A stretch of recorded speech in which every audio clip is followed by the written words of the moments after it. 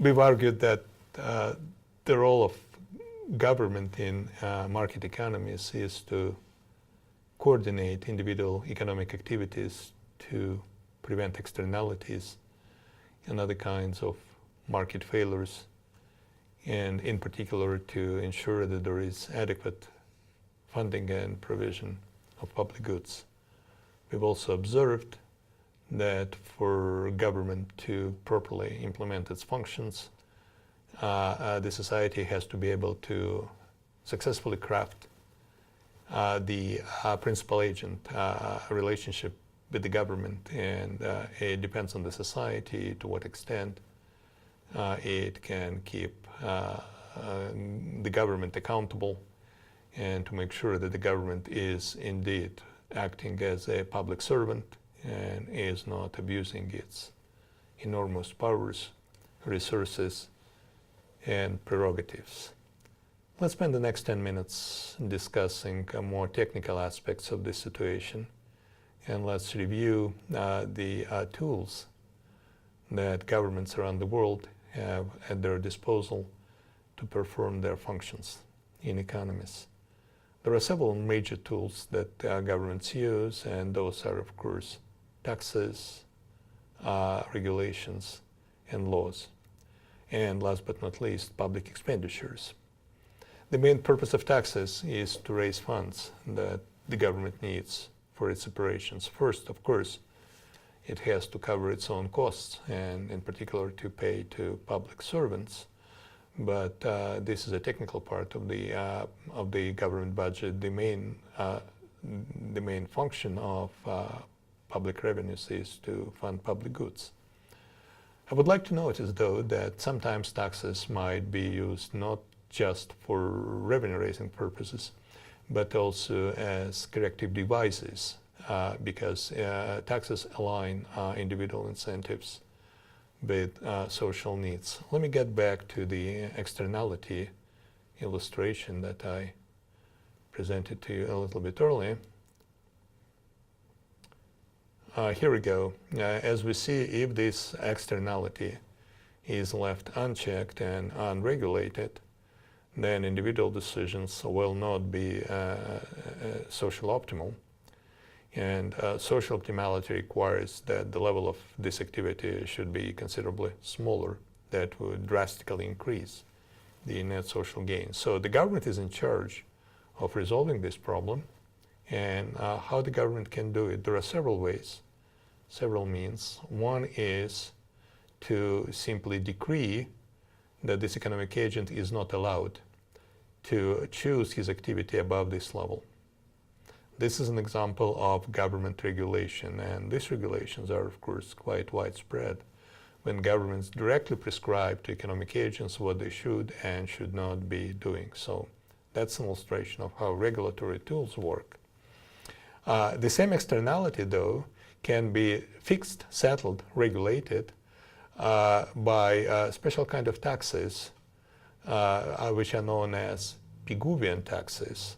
Pigouvian taxes are levied to make economic agents feel the social costs of their decisions.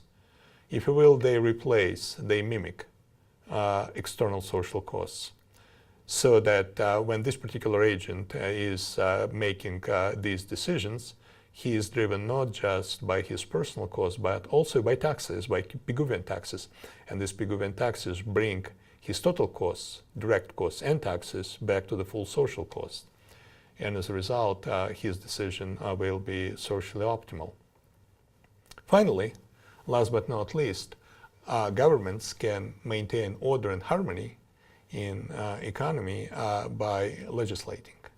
Laws are also very important tools of government, very important government tools. This is because, of course, courts and the legal system is a very important branch of the government, of the enlarged government. And laws also is a very nice way to illustrate and present to you how government interventions align private incentives with social needs. So let me give you a simple example which makes you, which will enable you to really appreciate how laws maintain social optimum, and the social optimum is composed of private decisions. Let's take the example of contract enforcement. Let's talk about the situation of a contract. Contract is, by definition, an agreement between private parties.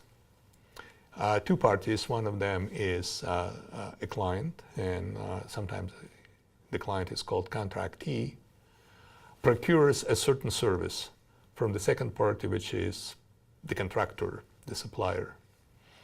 The client expects that he will benefit from this service, and the client's gain from the service is V capital on this slide. Now, the contractor will deliver the service, and of course that'll be costly to the contractor, and let's denote the cost to the contractor by C capital. In this particular situation, there are two different parties, and one benefits from the service, another one incurs costs to produce the service. So net social gains are B minus C. If these benefits and these costs were felt by the same person, then all contracts would be optimal by default. Social optimality requires that this contract has to be executed, has to be implemented wherever gains are greater than costs. However, because gains are appreciated by one person and costs are paid by another person, private decisions might not necessarily be socially optimal, and we're not surprised to learn that. Let's see how and why private decisions can be separated from social optimality. Of course, every contract has a price, and therefore the client and the contractor have to agree about the price. And suppose that the agreed upon price is P. Quite obviously, V should be greater than P. This difference, V minus P, should be positive, and these are the gains for the client from the contract. And on the other hand, the contract price, P, should be sufficient to cover reasonable costs of the contractor and to leave him quite a bit of profit as well. So P should be somewhere in the middle between between V and C. And of course, we assume that V is greater than C. Otherwise, the contract will not be socially optimal. It might help to consider an example. Suppose that V is 100, so I need a service and I expect that I would benefit from this service to the amount of 100. Suppose that the cost is expected to be 60, and suppose that we agree on a contract price P, which leaves both of us, myself and the contractor, happy because both of us profit from this transaction. I keep the difference, so to say, between V and P, which is 20, and the contractor earns the profit, which is 20. Okay, we've agreed about this. We have an agreement. It might be written, it might be put on paper, and now it's time to deliver the service. But for some reasons, the actual cost of the service provision might be different. It might be different ex post when the contract is implemented from what it was expected to be ex ante when the contract was negotiated. And if the cost is too high, if it's prohibitively high, then it might be appropriate to discuss whether the contract should be implemented in the first instance, or perhaps it should be cancelled. The contractor could come to the client, to me, and tell me, listen, I wanted in good faith to do what I promised, but it turns out it's just going to be way too expensive. I'm not going to cover my expenses by the contract price, and so let me out, release me from this contract. When the contractor would ask me about that, as I said, recall that my benefits are 100, the contract price is 80. So if the cost is, say, 150, which is almost twice the market price, it would be reasonable, I guess, for the contractor to tell me it's not worth being implemented. Now, let's have a look at this from the point of view of the society. Should this contract be implemented? The gains from the contract is V100. The cost of the contract is C150. Net social benefits from this contract is minus 50. So the society would be worse off if this contract is implemented, one member of the society, myself, would benefit to the extent of 100, another one would incur losses to the extent of 150, and both of us are equally dear to the society. We're just two equal members of the society, and net social benefits would be minus 50. So in this case, it would be in the society's interest to have this contract cancelled, all right? And I agree with that. However, the contractor could come to me when the cost appears to be 90, which is still above the agreed upon contract price, which is 80, but which is still below my gains, which is 100. And if the contractor is driven entirely by his personal interests, if this is a private decision, he would come to me and ask to release him from the contract as soon as the cost is greater than contract price, but the cost might still be lower than the contract value. And if it is 90, then in the society's benefits is to see this contract implemented. And private decision would be to have this contract cancelled. So what can I do? The contractor comes to me and tells me, I want to ask you to release me from the contract.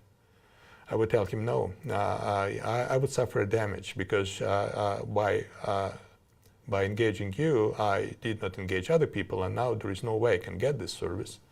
And from this service, I expect to benefit to the extent of V minus P. This is my expected gains. So I ask you to please compensate me these expected gains, which is D. And this practice of compensation in the case a contract is cancelled is known as expectation damage.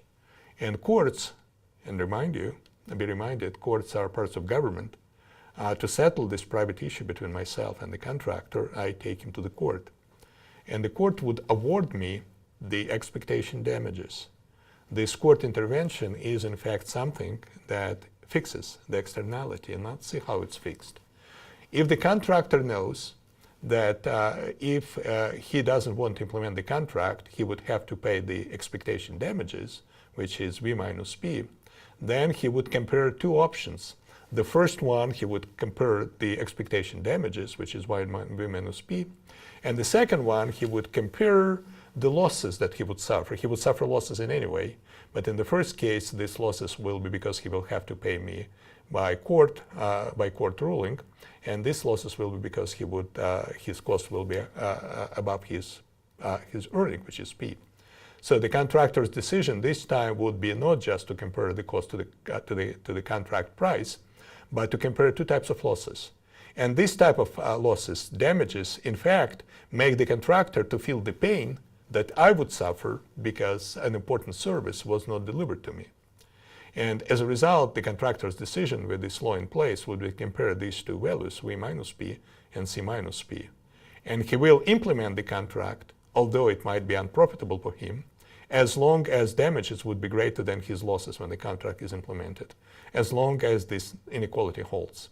And this inequality essentially means that V is greater than C. So the private decision of the contractor will be to implement the contract precisely in the cases when the society wants to implement this contract. And why this contractor is now making social optimal decision? Because there is a government's presence, because there are courts, because there are laws.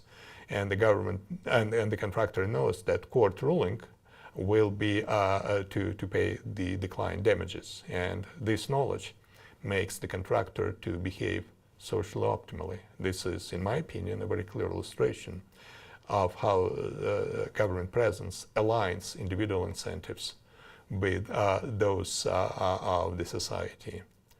I would like next to talk to you about another example of the very same incentive alignment, in which case it will be the choice between different types of economic activities. I'll get back to that in just a second.